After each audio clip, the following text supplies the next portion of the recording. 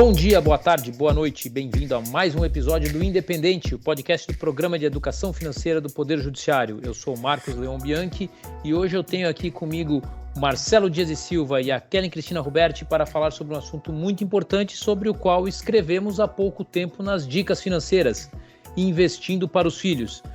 Marcelo Dias, qual é então a importância de investir para os nossos filhos? Bom, esse tema é muito importante, né? E nos toca a todos nós que somos pais, né?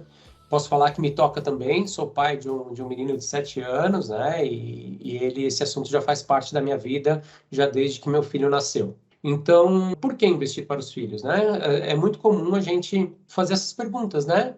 A gente escuta falar da importância, mas a gente não compreende ali como fazer, então a gente vai abordar nesse podcast, a gente vai falar um pouquinho sobre a importância disso, e vai dar sequência ainda falando de como começar esses investimentos, tá? Então é muito comum algumas perguntas. Qual o melhor momento para iniciar? Onde e quanto devo investir? Qual a periodicidade? Como organizar financeiramente? Nós vamos abordar todas elas nesses 2 episódios, mas a primeira delas talvez seja por quê, né? Como fazer?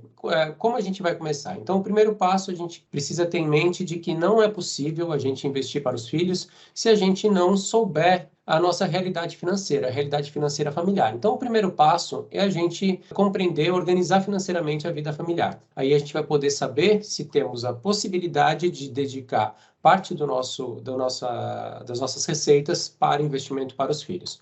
Paralelamente, é importante também, a gente já vem comentando isso em dicas e outros podcasts, a importância da gente ter uma reserva de emergência, né?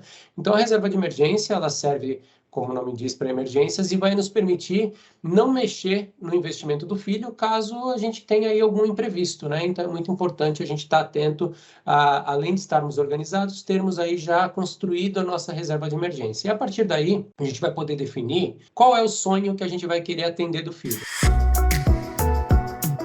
Você está acompanhando o podcast Independente, podcast de educação financeira do Poder Judiciário de Santa Catarina.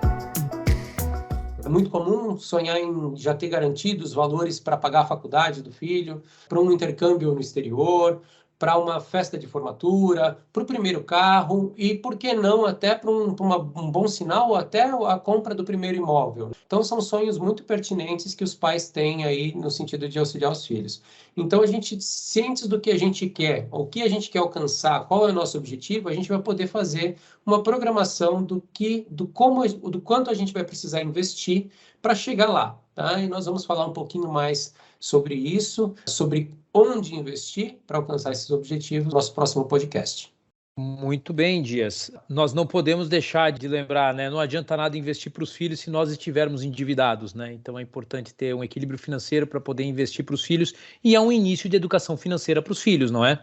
Perfeito, Marcos. Acho que esse ponto é muito importante. Talvez tão ou mais importante do que fazer o pé de meia para os filhos é ensiná-los a ter educação financeira. Então, não adianta a gente fazer um pé de meia se lá no futuro ele vai chegar e vai eventualmente gastar esse dinheiro de forma não correta ou não planejada como foi o investimento, né? Então, talvez uma boa prática seja definir mesadas para os filhos, controlar os gastos com presentes para que ele possa dar valor ao dinheiro, saber que ele vai ter que poupar para chegar em determinada compra, né, ou adquirir determinado bem que ele deseja, né? Fazer ele participar das decisões financeiras da casa é importante. Então, tudo isso, cada momento, respeitando a idade da criança, é muito importante para que ele possa ir começando a ter essa consciência financeira, para que no futuro sejam adultos conscientes para poder buscar as informações e para poder construir o seu futuro financeiro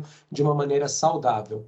Muito bem, Marcelo. Muito obrigado. Ficou com alguma dúvida? Quer se aprofundar no tema? Acesse lá a nossa dica no portal de educação financeira em tjsc.jus.br, servidor Educação Financeira.